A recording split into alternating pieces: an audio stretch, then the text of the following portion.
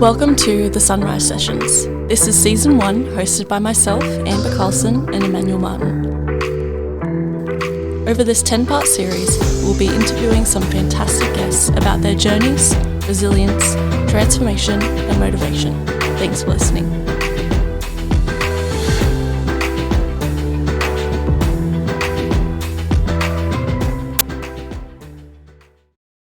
Thank you. Welcome to Sunrise Sessions, part 4 of Season 1. I'm here with my good friend, Paige Finstad. I've known Paige for about a year. She came into Breed last year, and we talked about, she actually helped inspire many, many people. And she has an amazing story about her own transition from corporate life into finding her passion and then serving the world through that energy that you have. So welcome, Paige. It's good to see you. Thank you. Thanks for having me. Thank you. And I've got my co-host Amber as well, going through this. Thanks for joining us, Paige. We really appreciate it. We're very excited to get to know a little bit more about your story and share it with our audience as well. I'm excited to be here. Congrats on launching the podcast. Thank you. Thank you so much. I mean, so tell me, Paige, a little bit about, if I asked you like in 2 minutes, who is Paige Finstad and what do you do in life? Yeah, well, you might struggle to get it down to 2 minutes because I'm a talker.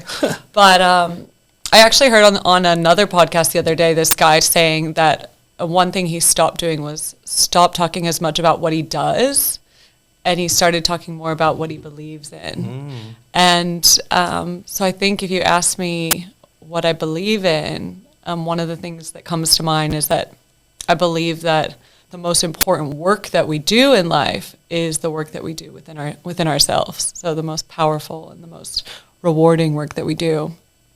And so I've made that the heart of my work personally, my inner work journey, and also professionally. So becoming a coach and guiding people through their own inner work and inner journey. Amazing. So tell us a little bit more about, I know you've got an accent, which is a really cool one, because I know my wife's American, you're American.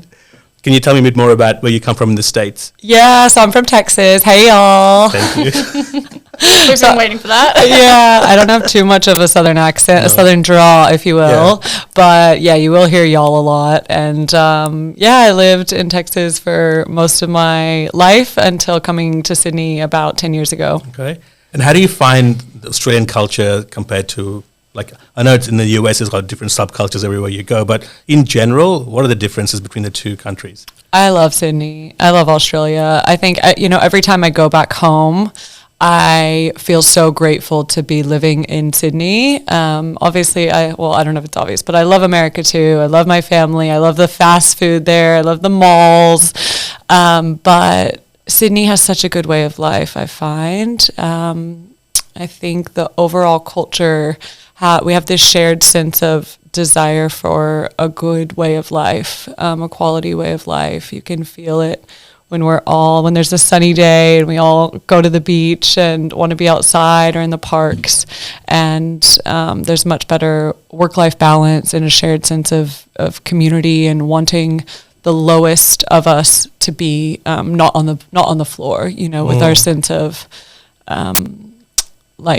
having shared healthcare, universal healthcare and things like that you don't see in America. Which people find a bit fascinating when you're in the US, right? They say, how is that even possible? Yeah. So it's a different world out there as well. So, but it's really good to hear your story. So tell me, like me, you also were in corporate life for a long time. You were in banking. Mm-hmm. And tell me the transition between how you jumped, because when you jump into this world, it's uncertain, right? So tell me a little bit more about that. Yeah, it's the wild unknown. Mm-hmm.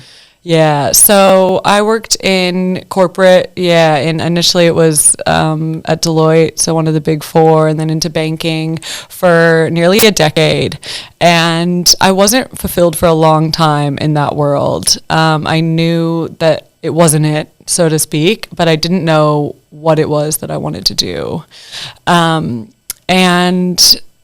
on the outside, my life looked pretty good when I was in that world. Like, if you looked at me on the outside, I had good job, making pretty good salary for my age, big bonuses. I was traveling a lot and partying a lot.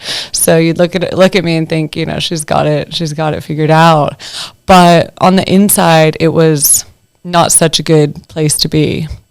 So I was really sacrificing my health and happiness for what my life looked like on the outside. So I was really self-critical. I was living off caffeine, not sleeping, and constantly stressed. My nervous system was totally dysregulated, and I was struggling with like body image issues, disordered eating, like substance abuse. It was really bad. And I reached a place coming up to my 30th birthday where I had this realization. And it was like, if things don't change, things aren't going to change. If I don't change things, then they're not going to change. And it sounds really obvious when you say it that way. But I guess before, when I thought into my future, when I thought about being 30 or 40 or 50, I was thinking, well, surely I won't still be in a job that I don't care about, and that it's not fulfilling me, and that surely I won't still be struggling with these things, body image things I've been struggling with since I was a teenager. But then it hit me that if I didn't do something to change it, that it wasn't going to change. And so that's when I said, look, I still don't know what the next step is. I still don't know what it is I want to be doing, but I know it's not this. And I know that if I continue to fill my time doing the same, then I'm going to get the same result. And so I'm going to have the courage to take the first step and to jump into the wild unknown and to not know what's next, but to be willing to listen to that voice within me saying that there is something more, and to take the first step without being able to see the whole way. Yeah. Because I think we discount how important certainty is for us as humans. Mm-hmm. And so in my corporate world, I could see 20 years down the track, and I didn't like that view, but it still gave me certainty and comfort in knowing how it was going to look. So yeah, it can be scary to choose uncertainty. I actually heard this study the other day. I was talking about they were giving people electric shocks. And they said that people experienced far more stress when there was a 50% chance of them being shocked instead of when it was 100% certain that they were going to be shocked. So just the uncertainty itself was so unsettling to people. And so that's why they say we choose the devil we know. 100%. And the uncertainty is exactly uncertainty, because the certainty is gone. But I think uncertainty is where creativity comes from. That's when you start to become creative to move forward, right? Mm-hmm. So what's happened since? So tell us more about what you do at the moment. Yeah, so what's happened since? So I guess when I decided to leave, initially it was a career break, and it was first this period of massive healing. So just of like rest and working with a number of different professionals myself. So working with a therapist and my own coach, and going on spiritual retreats and shamanic journeys and everything under the sun. I did it. And doing my own inner work, that's when I found, this is it. And I can help other people be their guide along their own journeys and share the practices that I'm learning. And that's what I want to do. So it feels like before, it was really a bifurcated life. It was like, this is work Paige and this is non-work Paige, and they were so disjointed, and it was my weeks were spent really stressed and focused on work, and then my weekends were just partying to forget it. And so now it feels very integrated. Like, it feels like my work life is an extension of my belief system and my values, and it feels very whole. So I'm living a much slower paced life, focused on the little things, so to speak, self-kindness and compassion, and helping my clients tap into that inner voice within them. So tell me about your clients. Like, do you work with multiple types of clients, or the typical client would be what? Yeah, so the typical client, they say that we always coach a previous version of ourselves. Mm-hmm. And I definitely see that a lot, especially when it comes to the struggles with self-worth and feeling like we're not good enough. I think that's something that almost all of us can relate to. And we're ultimately a lot of times seeking our worthiness. We're trying to do something or achieve something or get something or become something in order to prove to ourselves and to prove to everyone else that we're enough, that we're worthy. And in my work and with my clients, I see the same thing. So they're on this constant chase, and it's like, okay, well, if I just get this, or if I just achieve this, or if I just do this, or get this relationship, or this, and it can be different things. So they might be working on different areas of their life. Maybe one of them it's with a career, one of them it's with a relationship, but ultimately it comes back to that same line of thinking. If I just do this, then I'll be enough. And it's about turning that on its head and finding that wholeness and that sense of enoughness exactly where you are, and then building anything you want on top of that, but not about chasing things in order to become enough. You talk about, there's one thing that I really want to talk about, resilience. Mm-hmm. You needed to be resilient anyway to do what you did, right? Yeah. And I want to talk to you, and I'll ask you about how do you define resilience?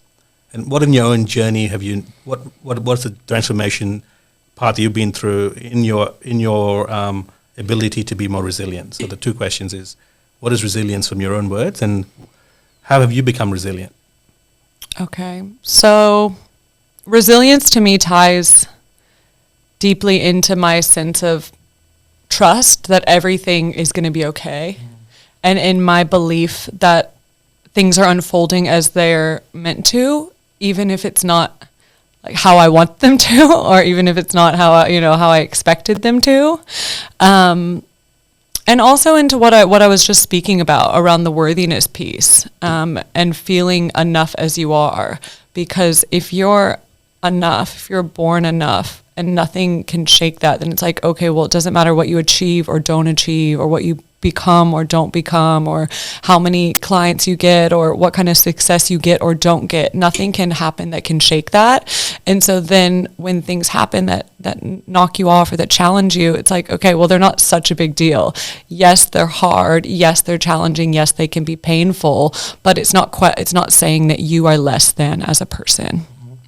Mm-hmm. And on my own resilience, yeah, you're totally right. It was the journey has been there, and I think what I just said is a lot of what I've learned, because there was a time where I was certainly looking to prove my worth. And what comes to mind is when I'd left corporate and I was, I'd finished my coaching certification. I'd worked with I'd done my qualified hours, and I'd set up my website. I'd set up my Instagram, and I was like, okay, great.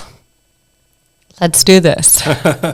And I realized that I had always thought about the coaching part of it, but I hadn't so much thought about, how am I going to meet these people? How am I going to get these clients? And it was really hard. And I wasn't expecting that. And I was like, well,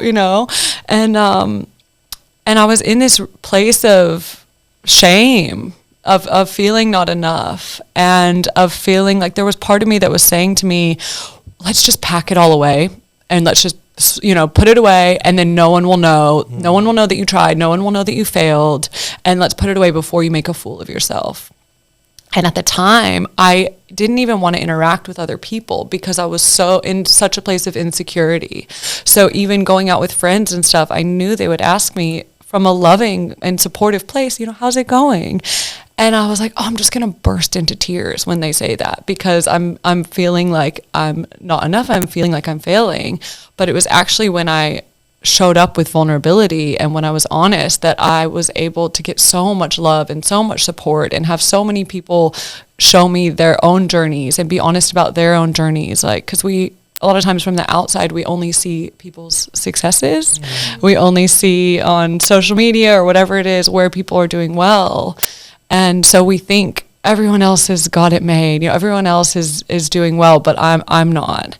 And it was through talking to many friends and you, Emmanuel, and you said, hang in there, just keep your faith, trust the process. And another one of my girlfriends said, businesses aren't something that take days or weeks or months. Like, they're years and years of journeying. And so she said, look, diarize your self-punishment for 3 years from now, and we can come back to it then. Yeah. And so, definitely being vulnerable and connecting with others helped me, helped support me through that time. Coming off of that, what are some other strategies and practices that you found effective in building and maintaining that resilience throughout this massive journey that you've been on?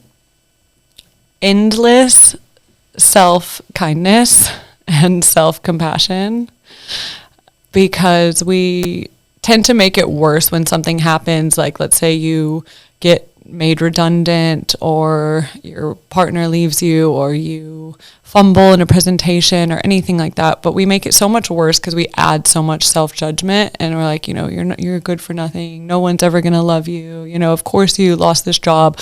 We add all of these stories and thoughts on top of it. And so breaking that cycle and practicing being really kind and compassionate and loving towards myself, and being present in the discomfort and allowing it to be there. So allowing it to hurt, of course you're going to feel disappointed or, rejected or hurt or down, and that's okay. That's part of the process. And allowing it to be there instead of trying to escape it or avoid it or numb it, whatever your vice of choice is. Scrolling through social media or shopping or, alcohol, whatever it is, just actually not avoiding it and being there and being with it and allowing yourself to feel hurt. And then that creates the space for it to be like, okay, now I can go on to something else. Man. Well, you have look, I want to read something because I saw this on your website. It talks about self-discovery. This is what you wrote, by the way, right? So it's all about a journey of self-discovery and remembering who you truly are. Right? I just want to talk about that. How do we remember who we truly are? I mean, that's our purpose, what we're here for. I mean, at this present moment, right? How do we discover, our place in this world? What would you say to that? I think it's about listening to that little voice that we were talking about, that says, a lot of times we think it's going to be this big sign or it's so clear, you do this or do that, but actually intuition is something that is more subtle. It's more like a whisper, and it's a practice of listening to it, and it's a practice of, once you start listening to it and start acting on it, then it becomes stronger.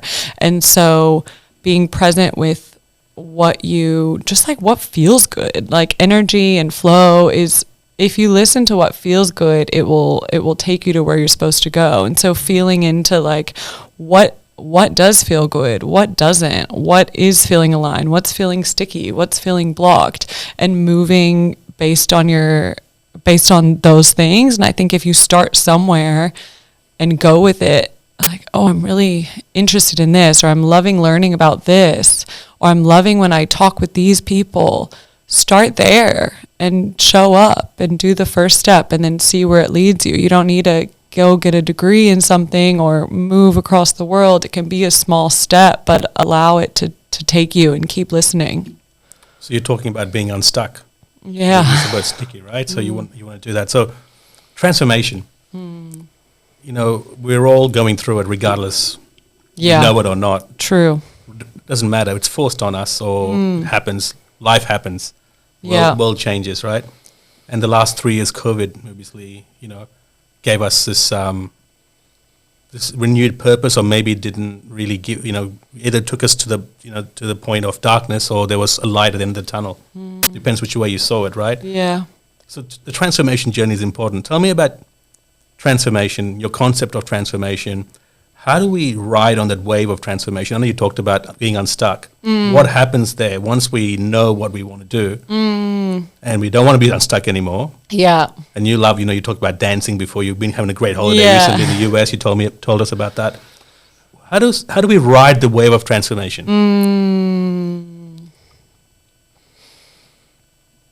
So I think there's a missing piece that a lot of people don't realize, which is the magic of like thought work, belief work, energy work. The old paradigm and the old way of thinking was very much goal oriented, action oriented, output oriented. And if you are just trying to change and transform by taking action, it's like you're putting in so much force and you're swimming against the current almost. So you end up putting in all this force and you're exhausted, and then you end up right back where you started.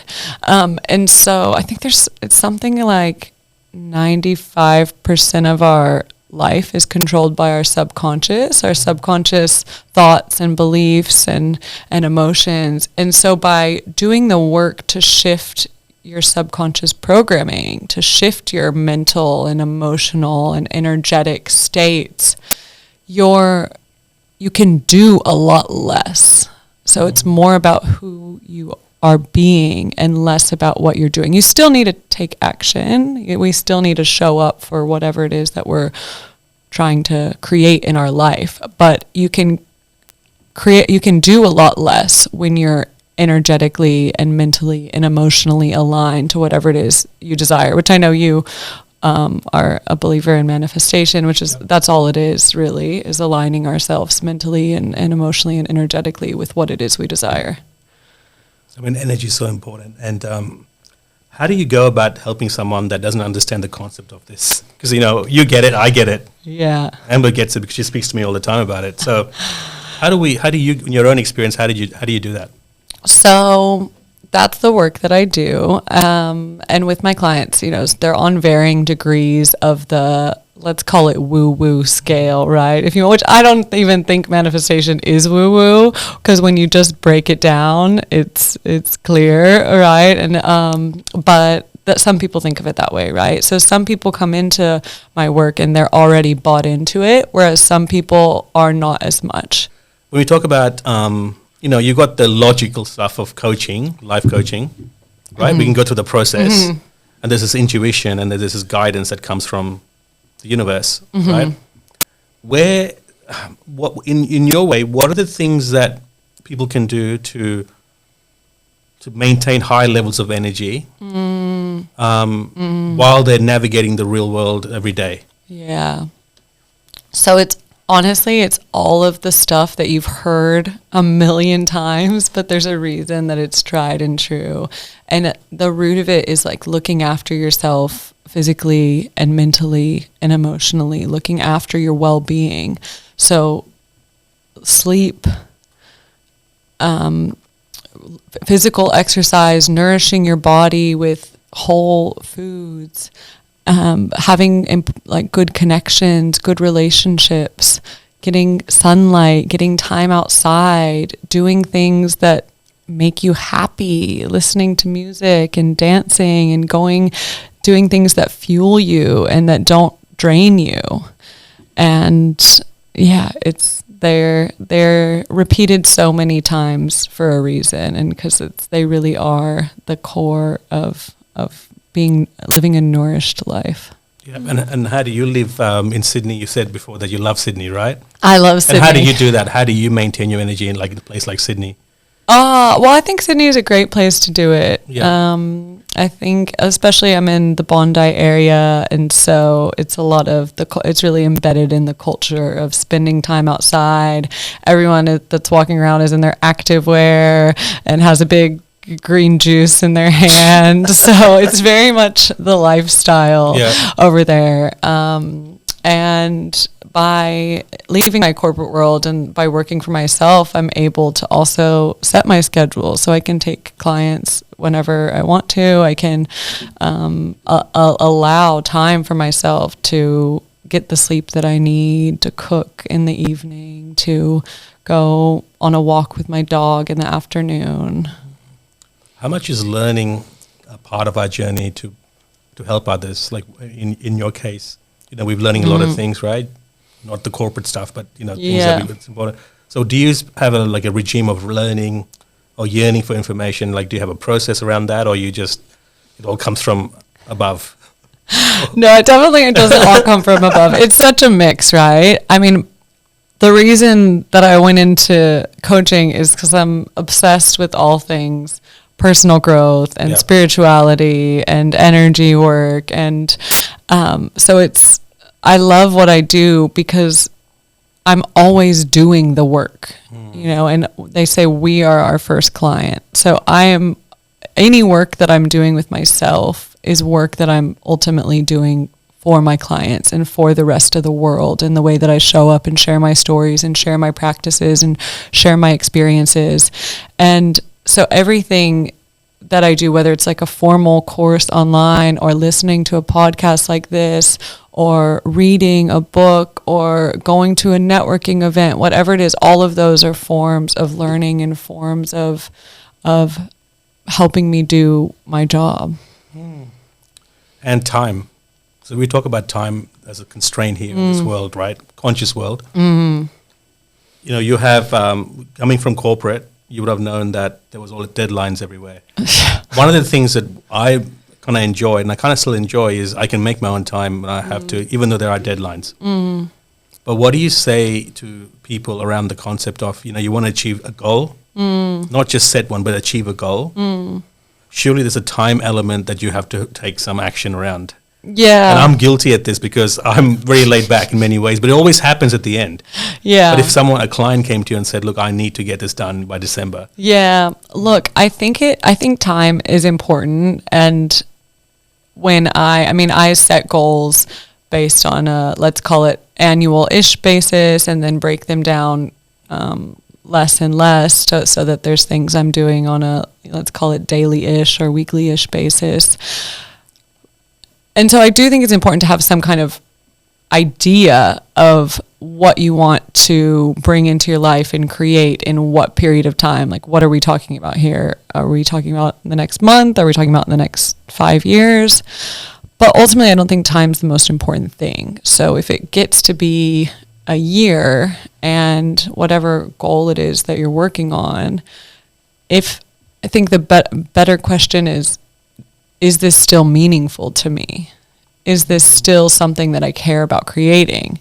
And if you get to the year and you're like, well, no, actually, because I've gone this way instead and I'm doing this. So it's like, okay, well then that goal or, you know, that desire isn't as important anymore. So we can let it go and make space for this. But if the answer is, yeah, you know, I still really want to have done 50 podcast sessions, well then keep going, you know, don't stop just because it's been the year and you're not there yet. You keep going, extend the time. All right, so coming off that, obviously you've achieved a lot of success in your business in the past few years. So what's next? What's next for yourself and your business, and where are you planning on going? So what's next for me is more of the same for now. I feel like I'm still in the same phase that I was in the past, let's call it year or so.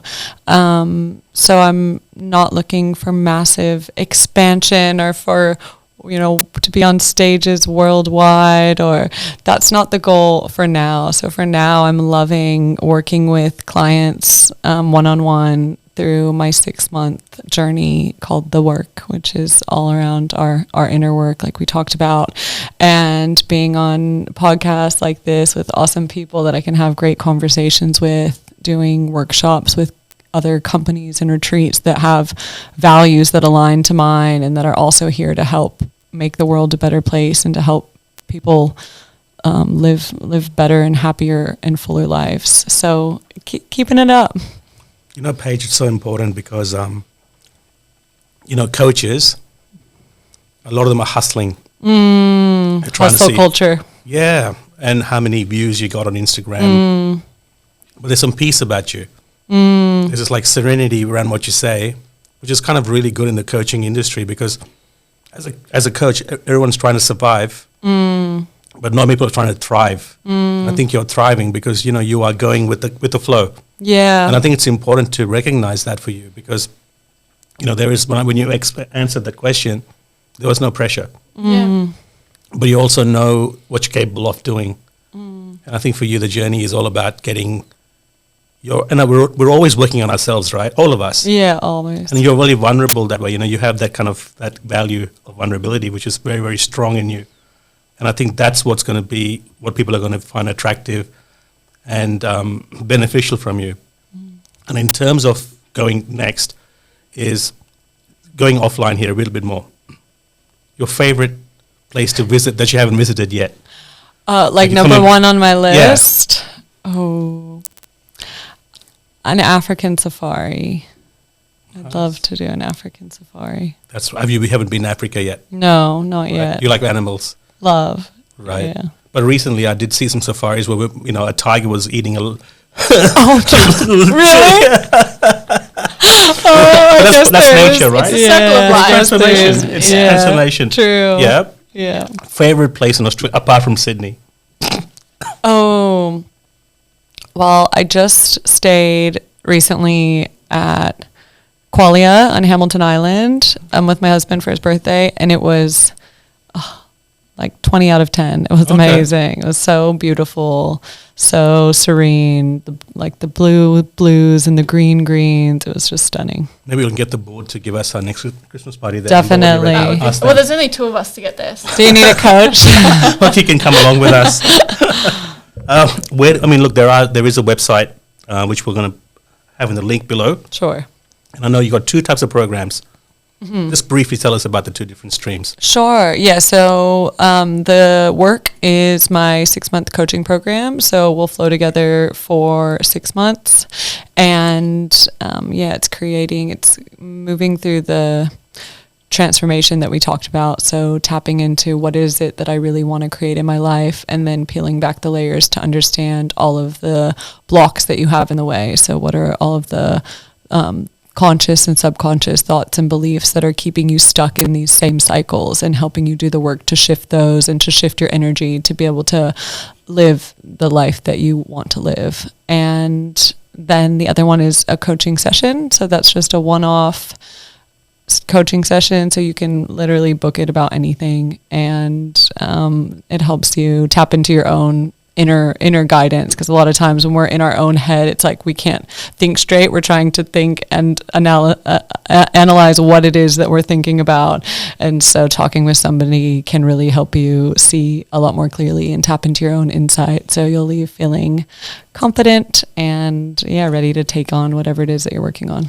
Well, I highly recommend Paige, because she is an amazing coach, especially people that are coming from corporate transitioning. I think that there's a huge unknown there. So I really think that someone in that area you could really help them.